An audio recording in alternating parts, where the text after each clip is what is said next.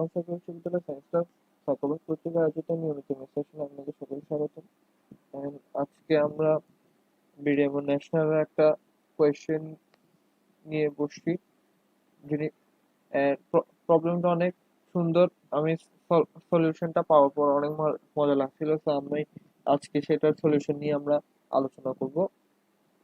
তো এখন প্রশ্নটা দেখা যাচ্ছে, ত্রিভুজ A B 12, BC 20 and see হচ্ছে 16, যেখানে এ বি এবং এসি বাহুর উপর দুটি বিন্দু এক্স, যথাক্রমে এক্স ওয়াই রেখাংশের উপর কে এমন একটি বিন্দু যেখানে X K divide by K Y 7/5 হয়। A B O A C এর উপর যদি এক্স এন্ড ওয়াই অবস্থান পরিবর্তন করা হয়, তাহলে কে সঞ্চার পথ একটি নির্দিষ্ট ক্ষেত্র দখল করে এই ক্ষেত্রটির ক্ষেত্রফল লঘিষ্ঠ করে m/n আকারে লেখা যায়, তাহলে m+n এর মান কত?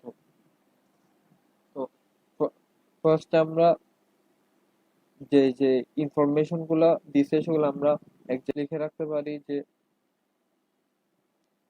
যে আমরা একটা পেলাম, যে একটা ট্রায়াঙ্গেল এবিসি, একটা ট্রায়াঙ্গেল এবিসি তে AB AB equals to 12, BC equals to 20, C equals to 60 হয়। AB equals to AB equals to 20, CA equals AB equals to 12, CA AB equals to 12, C equals to 16, and A CB CB equals to হচ্ছে BC equals to হচ্ছে 20। তার মানে ট্রায়াঙ্গেলটা হচ্ছে অনেকটা এরকম, এখানে এটা হচ্ছে বি সি এন্ড এটা একটা সমকোণী ত্রিভুজ, রাইট অ্যাঙ্গেল ট্রায়াঙ্গেল। কেন সমকোণী ত্রিভুজ? সেটা হচ্ছে যে 12 আমরা পিথাগোরাসের থিওরেম থেকে জানি যে a square plus B square plus C square হলে এবিসি একটা সমকোণী ত্রিভুজের তিন বাহু। এখন 12 স্কয়ার ইকুয়ালস হচ্ছে যে আমরা জানি 144, 16 স্কয়ার হচ্ছে যে 256, দুটোটা যোগ করলে আসে 400, যেটাকে আমরা লিখতে পারি 20 স্কয়ার। তার মানে এবিসি একটা হচ্ছে রাইট অ্যাঙ্গেল ট্রায়াঙ্গেল, যেখানে অ্যাঙ্গেল এ হচ্ছে 90 ডিগ্রি। তো এটা হচ্ছে আমাদের একটা, আমরা একটা আহ, এই ইনফরমেশন গুলো থেকে আমরা একটা ইনফরমেশন পেলাম যে এবিসি হচ্ছে একটা রাইট অ্যাঙ্গেল ট্রায়াঙ্গেল। এরপর আমাদের নেক্সট ইনফরমেশন হচ্ছে যে এক্স নিব এবি থেকে, ওয়াই নিব এসি থেকে। আমরা এক্স থাকবে এবি থেকে, এন্ড ওয়াই ওয়াই থাকবে এসি থেকে, যেখানে এন্ড এক্স ওয়াই থেকে আমি একটা পয়েন্ট কে পাবো, যেখানে X K divide by K K Y equals two 7/5 হয়, রাইট? 7/5 হয়। তো আমরা আমাদের নেক্সট ইনফরমেশন গুলো হচ্ছে এটা। তো আমরা হচ্ছে কি, যেহেতু আমাদেরকে কে এর একটা সঞ্চার পথ নির্ণয় করতে বলছে, সঞ্চার পথ মানে একটা এন্ড সঞ্চার পথটা অলওয়েজ একটা ক্ষেত্রফলের উপর দিয়ে চলতেছে, মানে কে কোন কোন জায়গায় সম্ভাব্য, কোন কোন জায়গায় থাকবে, এর বাইরে যাবে না। যেহেতু আমাদেরকে বলছে যে কোন কোন বাইরে যাবে না, তো তার মানে তার একটা লাস্ট একটা বর্ডার থাকবে অবশ্যই, এই বর্ডার পার করে সে যাবে না। তো আমরা সেই লাস্ট বর্ডারটা বের করার চেষ্টা করব। ফুল ক্ষেত্রফলটা বের না করে আমরা চিন্তা করবো যে একদম লাস্টলি সে কোন পয়েন্ট পর্যন্ত যেতে পারবে, এর বাইরে সে কোনো পয়েন্ট যেতে পারবে না। এটাই হচ্ছে আমাদের মেইন টার্গেট। কারণ আমরা যদি করতে চাই যে কোন কোন পয়েন্ট গুলোতে সে থাকবে, তাহলে জিনিসটা অনেক রিগোরাস হয়ে যাচ্ছে, অনেক টাফ হয়ে যাচ্ছে, এন্ড তখন প্রবলেম সলভ করতে আরো ক্রিটিক্যাল হয়ে যাবে। তো আমরা এখন চিন্তা করবো যে একদম লাস্ট বর্ডারটা কিভাবে বের করতে পারি। তো এখন লাস্ট বর্ডারটার জন্য আমরা হচ্ছে যে লাস্ট বর্ডারটা কিভাবে পাবো, জিনিস লাস্ট বর্ডারটা অবশ্যই তখনই পাবো যখন আমি এক্স ওয়াই এর সর্বোচ্চ দূরত্ব নিয়ে এগুলো হিসাব করব, মানে সর্বোচ্চ দূরত্ব অর এক্স ওয়াই কত বড় হতে পারে, লাস্টলি এর চেয়ে বড় হতে পারবে না। যেহেতু সব এক্স ওয়াই সর্বোচ্চ দূরত্ব নিয়ে কাজ করব, তাহলে আমিও এর সর্বোচ্চ অবস্থানটা আমি পাবো। তো মানে জিনিসটা কি বোঝাচ্ছি সেটার জন্য একটা দেখা যাচ্ছে বিসি ইকুয়ালস টু 20 এন্ড আমি ধরে নিই যে B equals to X and C equals to Y. And এখানে আরেকটা ইনফরমেশন ছিল যে আমি এক্স এন্ড ওয়াই কে চেঞ্জ করতে পারবো A B and A C এর উপর। জিনিসটা অনেক ইম্পর্টেন্ট ইনফরমেশন যে আমি এক্স ওয়াই হচ্ছে চেঞ্জেবল, তার মানে কে এর মানও চেঞ্জ হচ্ছে, কে এর অবস্থানও বারবার চেঞ্জ হচ্ছে। তো জিনিসটা থেকে যেহেতু এক্স এন্ড ওয়াই এর একটা মান চেঞ্জ হচ্ছে, তার মানে একটা নির্দিষ্ট বর্ডারের বাইরে এক্স ওয়াই যেতে পারবে না। এর নির্দিষ্ট বর্ডারটা হচ্ছে যে এই এ বি সি ট্রায়াঙ্গেলের পরিসীমা, এই বর্ডার সে পার করে আর কখনো যেতে পারবে না। তার মানে যদি আমরা বলি যে B equals to X and C equals to Y হয়, তাহলে আমরা কে পয়েন্ট কোথায় পাচ্ছি? ধরা যাক এখানে একটা কে ওয়ান পয়েন্ট পেলাম। ধরা যাক বিসি এর উপর একটা পয়েন্ট কে ওয়ান পেলাম, যেখানে B K B K by divide by K equals to 7/5 to. তো এখন আমরা দেখবো যে এখন বি কে ওয়ান সি এর মান দেখবো আমরা যে 5 bk1 equals to 7 k1 c, 5 bk1 equals to 7 k1 c। এখন যদি এখানে 5 k1 c যোগ করি, অ্যাড করি, তাহলে আসে যে 5 bk1 plus 5 k1 c equals to 12 k1 c। আমি এখানে 5 k1 c কেন ইউজ করছি? যেহেতু এখানে 5 bk1 আছে, তাই আমি 5 k1 c যোগ করে আমি করে 5 BC বের করতে চাচ্ছি। তো এখান থেকে আমরা পাই যে 5 BC equals to 12 K1 C। আমাকে বিসি এর মান দেওয়া আছে যে 20। বিসি 20 হলে 5 5 দুগুণ 100, 10 12 K1 C। তো K1 C এর মান হচ্ছে যে 100 ডিভাইড বাই 12, যেখানে এখান থেকে আমরা পাচ্ছি যে 25/3। K1 সে হচ্ছে 25/3, K1 সে হচ্ছে 25/3 and BK1 কত হবে? আমরা এখানে একটা জিনিস দেখছিলাম যে 5 BK1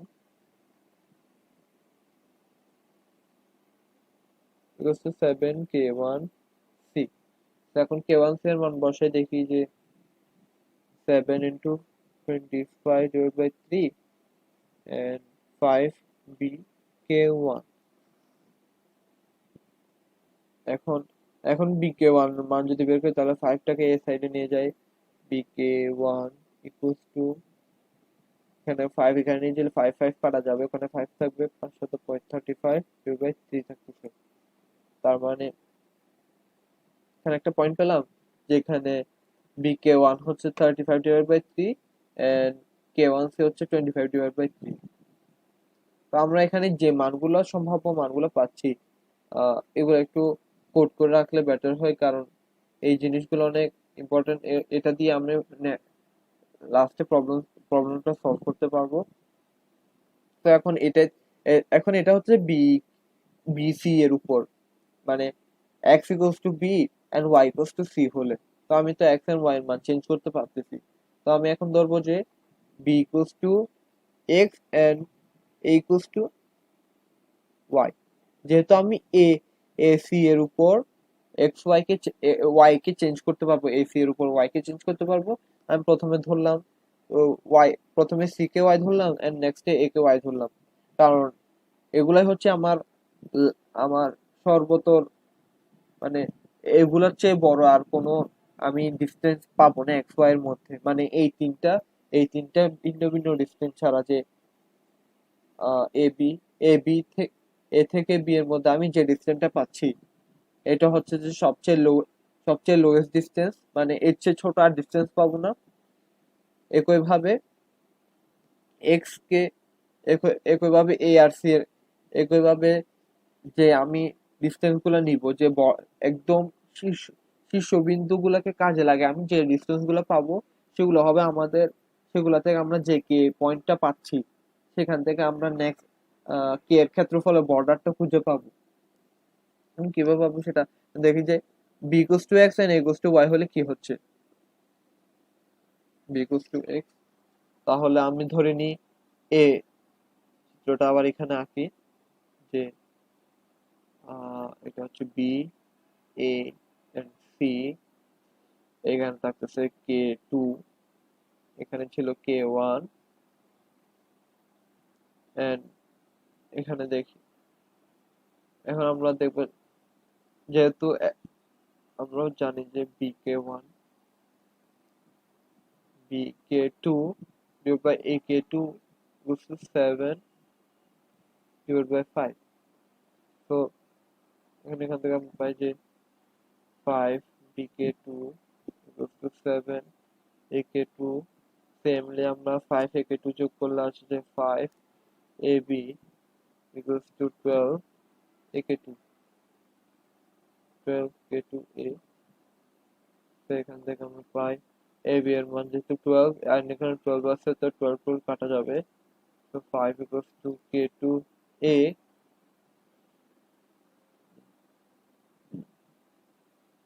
এখানে 5 equals to k2 a হবে, and ak2 equals to 5 into 5, bk2 equals to b,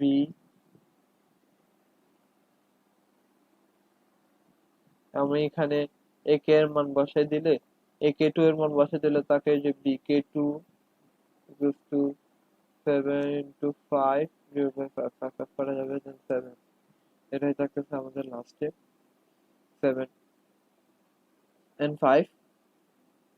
তো আমরা এখানে পাচ্ছি 5, এখানে থাকতেছে 7, এরপরে এদিকে পাইছিলাম 3/25, বিকে 1 এর ক্ষেত্রে পাইছিলাম যে 35/3, এখানে পাইছিলাম যে 25/3।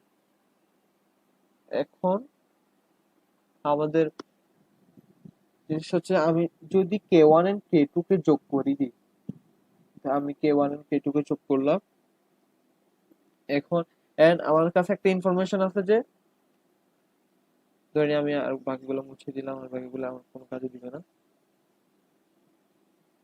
আমার কাছে একটা ইনফরমেশন আছে যে এটা, যে বিকে ওয়ান, আমার কাছে এরকম একটা ইনফরমেশন আছে, এন্ড আরেকটা ইনফরমেশন হচ্ছে এরকম, যে সিকে ওয়ান হচ্ছে 7/5।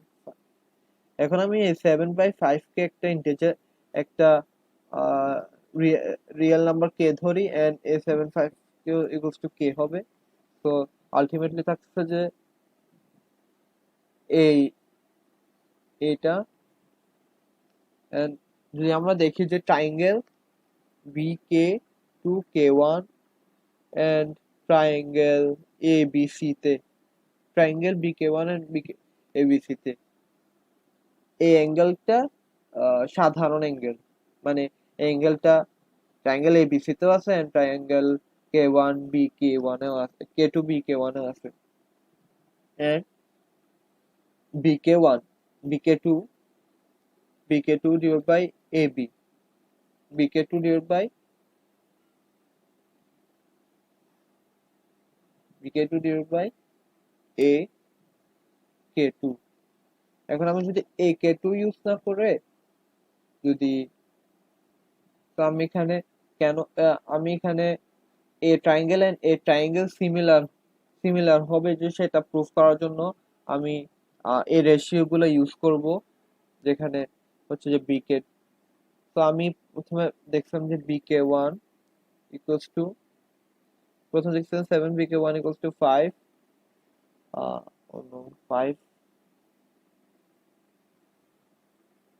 bk1 equals to 7 ck1, এখান থেকে আমরা পাই bk1 equals to 7 ck1 divided by 5.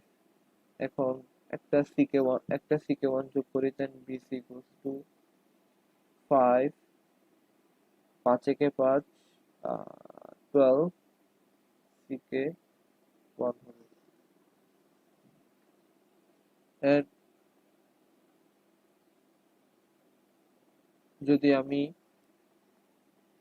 bk1 and ck1 K ck1 এটাকে আমি এভাবে লিখতে যাই, bk1 to bc, তাহলে কি কি হতে পারে যে bc এর বদলে আমি এটা দিলাম, তাহলে আসে bk1 12 ck1 divided by 5 equals to 5 bk1 12 ck1। আর এখানে আমি একটা রেশিও পেলাম,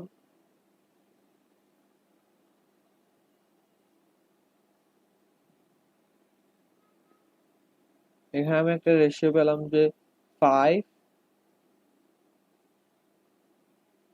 divided by 12, এর রেশিও এর রেশিওটা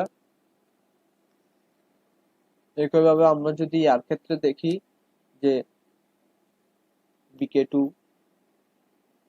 7 5 bk2 equals to 7 ak2, তাহলে একই ক্ষেত্রে আমি bk2 এর ক্ষেত্রে এখানে 5 পাবো, এন্ড এখানে 12 পাবো, যেখানে এখানে থাকবে যে ab, এন্ড এখানে রেশিওটা অলওয়েজ দেখা যাচ্ছে, এখানে রেশিওটা সেম, এন্ড করেসপন্ডিং বাহুগুলো, যেমন এখানে ab থাকবে, এখানে ak2 থাকবে, যেমন করে যেমন কি bk2 আমি প্রথমে কি লিখছিলাম, এটাকে আমি এভাবে লিখতে পারি যে bk2 divided by ab, and এটাকে আমি প্রথমে লিখছিলাম যে bk1 divided by ac। এখানে যদি আমি দেখি যে করেসপন্ডিং বাহুগুলো কেমন, যে bk2 and ab1, এই দুইটাকে যদি bk2 কে যদি ab1 দ্বারা ভাগ করি, তাহলে আমাদের এই রেশিওটা আসতেছে, এন্ড bk1 কে যদি আমি ac দ্বারা ভাগ করি, তাহলে আমার থেকে এই রেশিওটা আসতেছে। তো অনেকে প্রশ্ন হতে পারে যে এই পার্টটা না সমান, এই পার্ট তো সমান না, যে bk2 divided by ak2 and bk1 divided by ck1, এটা তো সমান অনেক সময় সমান নাও হতে পারে। তো সেটা আমরা দেখি যে 5 এটা রাখি, and এখানে আমরা প্রথমে দেখছিলাম যে bk2 divided by ak2 equals to 7 divided by 5, এখানে আসে 7, এখানে 5, তাহলে আসে 7/12। একইভাবে এখানেও আসতেছে যে 5/12, দেখলাম যে bk1 divided by ck1 equals to 7 divided by 5, এখানে থাকতেছে 7, এখানে তো 5, এখানে থাকতেছে 5 into 5, থাকতেছে যে 7 divided by 12। তার মানে রেশিও দুটোটা সেম, মানে bk2 divided by ab and bk1 divided by ac হচ্ছে, এই দুটোটা সেম। এখন আমরা সিমিলারিটি কি মানে দুইটা ট্রায়াঙ্গেল যে কখন সিমিলার হবে সেটার আহ, সেটার মানে সেটা শর্ত কি ছিল, যে যদি দুইটা বাহু ট্রায়াঙ্গেল দুইটা বাহু তিনটার হয় বাহু তিনটার রেশিও হচ্ছে সেম হবে, অথবা দুইটা বাহুর রেশিও সেম হতে হবে, এন্ড মিডল অ্যাঙ্গেলটা অলওয়েজ সেম থাকতে হবে। এখন এখানে যে এ বাহু এন্ড এ বাহুর রেশিও, যে bk2 হচ্ছে এ বাহু এ বাহু হচ্ছে BK2 এন্ড এ বাহু হচ্ছে AB। এ বাহু আর এ বাহু রেশিও সেম, এন্ড এ বাহু BK1 এন্ড BC, এ বাহুর ratio always same. And middle অ্যাঙ্গেলটা হচ্ছে যে এখানে সেম থাকতেছে, যেহেতু এটা সাধারণ অ্যাঙ্গেল তাইলে সেম। তার মানে এ অ্যাঙ্গেল এন্ড এ অ্যাঙ্গেলটা সিমিলার। সিমিলার মানে এ অ্যাঙ্গেল সমান এ অ্যাঙ্গেল হবে, and A angle and A angle হবে। কিন্তু অ্যাঙ্গেলটা 90 ডিগ্রি, তার মানে এটাও 90 ডিগ্রি হবে। And এটা 90 ডিগ্রি হওয়া মানে এটা এন্ড এটা প্যারালাল বা সমান্তরাল। তার মানে আমরা এখান থেকে একটা সুন্দর জিনিস পেলাম যে K2, এখান থেকে পেলাম যে K1 K2 parallel to AC। K1 K2 আর AC হচ্ছে সমান্তরাল বাহু। যেহেতু সমান্তরাল যেহেতু এটা 90 degree, B angle BK2 K1 এটা 90 ডিগ্রি। যেমন কি আমি চিত্রটা আবার এখানে আঁকি, ধরে নিই এটা বি, এটা K2 K1 এন্ড এটা হচ্ছে যে এ এন্ড এটা হচ্ছে সি। এটা 90 ডিগ্রি। এটার অ্যাঙ্গেল ছিল যে 35/3 এন্ড BK2 এর ভ্যালু ছিল যে 7।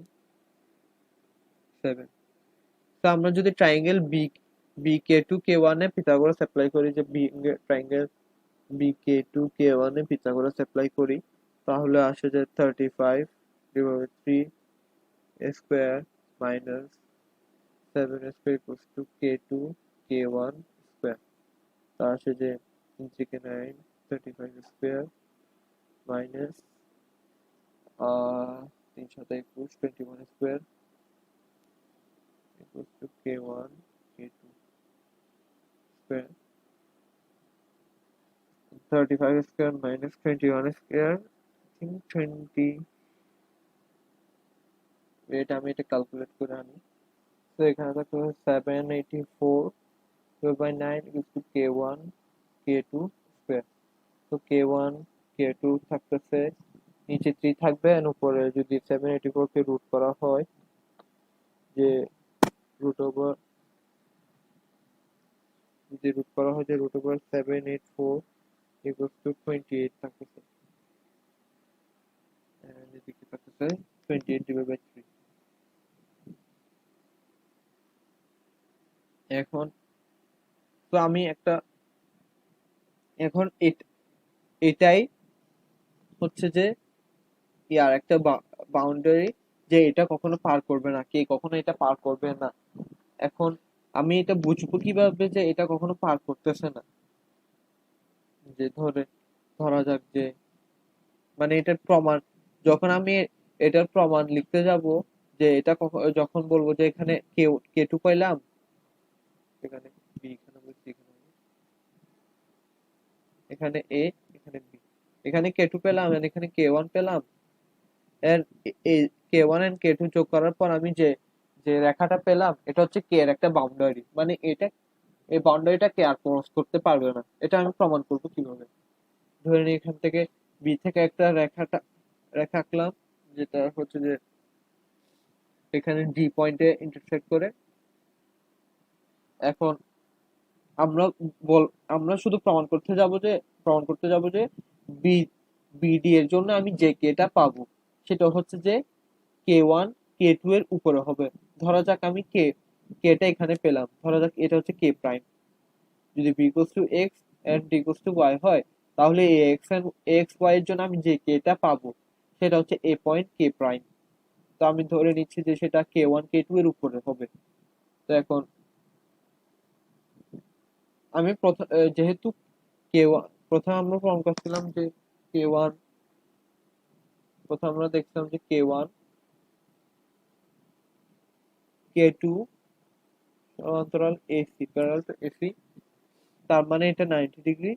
তার মানে এখানে ধরে নিই আমি এল পয়েন্টে ছেদ করে, বিডি K2 K1 কে এল পয়েন্টে ছেদ করে, তার মানে K2 L parallel to A D. যেহেতু প্যারালাল, তার মানে হচ্ছে যে B K2 triangle BK2 L and triangle A B D হচ্ছে যে সিমিলার হবে, এন্ড সিমিলার হওয়ার সাথে সাথে আমরা এটা জানি যে B K two divide by A K equals two 7/5। যেহেতু সিমিলার ট্রায়াঙ্গেল গুলো সিমিলার, আমরা প্রথমে দেখছিলাম যে এটা এখানে এটা যে B K two divide by A B equals to কি হবে 7/12। এইটা যে B K two equals to A B equals to হচ্ছে 7/12। আমরা এখানে দেখেছি B K two by A B equals to 7/12। তো এই জিনিসটা কিভাবে আসছে সেটা আমরা উপরে দেখছিলাম, তো আমরা এখানে ডিরেক্টলি ইউজ করতেছি এখানে। তো এখন যেহেতু triangle similar and BK twelve এর একটা বাহু এন্ড এবিডি এর একটা বাহুর রেশিও যেহেতু 7/12, তার মানে অন্যান্য করসপন্ডিং বাহুর রেশিও অলওয়েজ সেম থাকছে। তার মানে আমরা পাচ্ছি যে BL divide by BD equals to 7/12 হবে, যেহেতু a triangle and a triangle similar, তার মানে করেসপন্ডিং সাইড গুলো সিমিলার হচ্ছে। কিন্তু যেহেতু আমরা ধরে নিয়েছিলাম যে কে ওয়ান হচ্ছে যে এক্স ওয়াই, কে ওয়ান পয়েন্টটা হচ্ছে যে এক্স ওয়াই এর কে পয়েন্টটা, যে আমরা X K divide by K Y equals two 7/5 পাবো, সে কে পয়েন্টটা হচ্ছে কে প্রাইম পয়েন্ট। সেই অনুযায়ী আমরা পাওয়ার কথা যে B K prime divide by B D equals to 7/12। এটা পাওয়ার কথা না, আমরা এটাই তো পাবো যে মানে B K prime divide by K prime D দিকে যদি আমি 7/5 ধরি, আমরা এখান থেকে এটাই তো পাবো। কিন্তু দেখতেছি যে এখানে আমরা এল পাচ্ছি এন্ড এখানে কে প্রাইম, তার মানে কে প্রাইম এন্ড এল হচ্ছে একই পয়েন্ট, মানে কে প্রাইম এন্ড এল ভিন্ন পয়েন্ট না। তার মানে কে প্রাইমটা সর্বোচ্চ হচ্ছে এ বাহু পর্যন্ত থাকবে, এটাকে এটাকে এক্সিড করবে না বা এটাকে পার করবে না। তো এটা ছিল আমার একটার জন্য প্রমাণ, বা কে ওয়ান আর কে টু এর জন্য প্রমাণ। আমি এখানে যদি আমি এখানে সি কে ওয়াই ধরি এন্ড এ কে যদি আমি এক্স ধরি, তাহলে এখানে আমি একটা কে পাবো।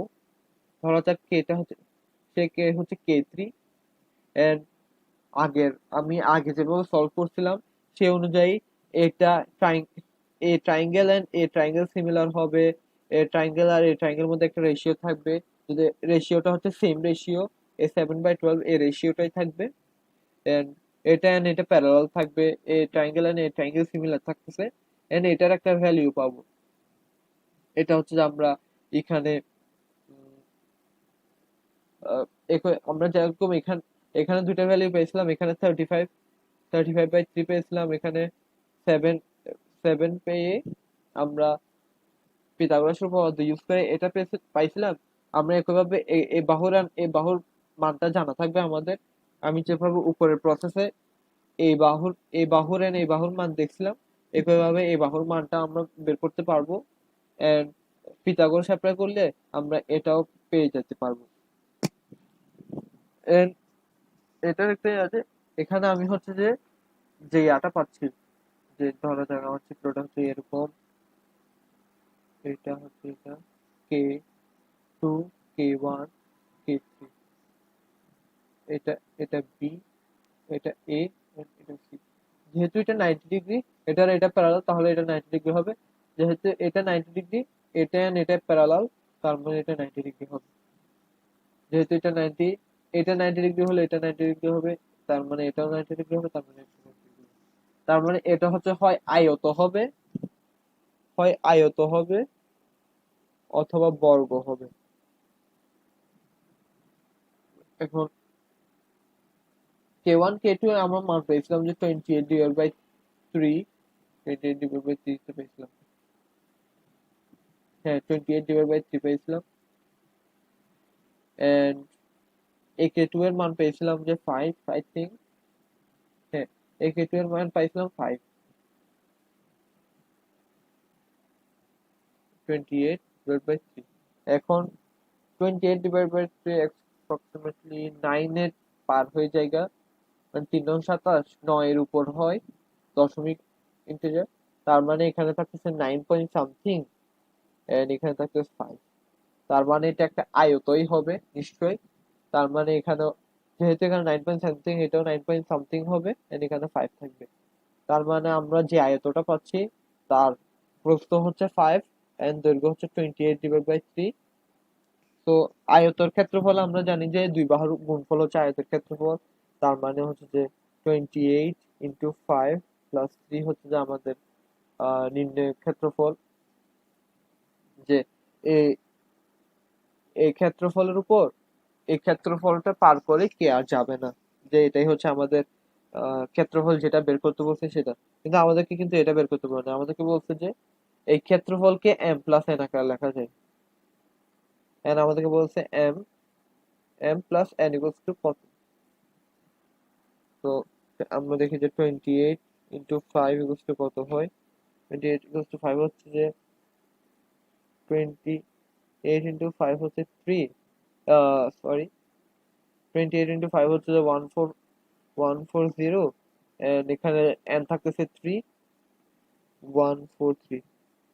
আমরা আমাদের এটা দেখে যে কি বের করতে বলছে, যে এখানে বলছে যে এই ক্ষেত্রটির ক্ষেত্রফলকে লঘিষ্ঠ করে এম বাই এন আকারে লেখা যায়, যেখানে এম প্লাস এন এর মান কত কত।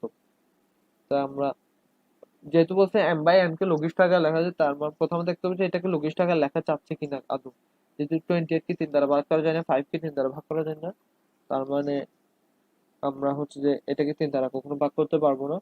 তার মানে এটা হচ্ছে একটা মানে এটা এমনিতেই লঘিষ্ঠ করা আছে, এটাকে আর কখনো লঘিষ্ঠ করতে পারবো না। তার মানে আমরা লবকে এম এন্ড হরকে এন ধরে কাজ করলে আমরা আমাদের সলিউশনটা পেয়ে যাচ্ছি। আমরা K K one and K two বের করার process and K one K two এর মান বের করার প্রসেসটা উপরে দেখাইছি। সেম প্রসেসে K one and K three এর অবস্থানটা বের করা যায়, কে ওয়ান কে থ্রি এর মান বের করা যায়, এন্ড কিভাবে আয়ত হচ্ছে সেটাও বের করা যায়। তবু আমি এখানে দেখাই দিলাম যে কিভাবে আয়ত হচ্ছে। তাহলে পুরো প্রবলেমের মানে এই পুরো প্রবলেমটা আমি একদম মানে রাইট ওয়েতে গিয়ে আমার সলিউশনে পৌঁছতে মানে 30 মিনিটের মতো সময় লাগছে। And এটা অনেক মানে 30 মিনিট এটা অনেক প্রায় কম সময় বলা যায়, কারণ ন্যাশনাল লেভেলের প্রবলেম, যেহেতু ন্যাশনাল লেভেলের প্রবলেম, তার মানে আমাকে 1 ঘন্টার মতো তো সময় অবভিয়াসলি দিতেই হবে। কারণ ন্যাশনাল লেভেলের প্রবলেম গুলোতে আমাকে প্রথমে দেখতে হয় যে কোন দিক দিয়ে আগাইলে আমার সলিউশনটা আমি সলভ করতে পারতেছি বা সলিউশনের দিকে আগাইতে পারতেছি। এন্ড যখন একটা আইডিয়া মাথায় আসে যে এই দিক দিয়ে গেলে হয়তো বা আমি আমার সলিউশনটা পাবো, কখনো আইডিয়াটা একদম শেষ পর্যন্ত গিয়ে ড্রপ আউট ড্রপ আউট করবো না। যে আমি ধরা যাক আমি ধরা যাক আমি যে একদম শুরু থেকে যাচ্ছি, যে এখান থেকে আগাচ্ছি সুন্দর মতো করে আগাচ্ছি আগাচ্ছি আগাচ্ছি, এন্ড আমি একটুকে এসে বললাম যে না, এভাবে গেলে হয়তো বা নাও পেতে পারি। কারণ এটা অনেক লেন্দি হয়ে যাচ্ছে, কারণ আমি অনেক কিছু মনে রাখতে হচ্ছে যে এটা ইকুয়াল টু এটা ইকুয়াল টু এটা, অনেক কিছু রাখতে হচ্ছে, যে সেজন্য অনেক সময় মনে হতে পারে যে এটা একটা লেন্দি প্রসেস, এটা হয়তো বা নাও হইতে পারে।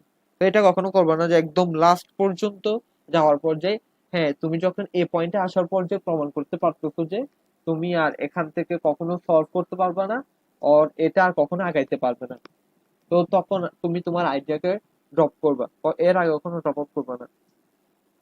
তো এটাই।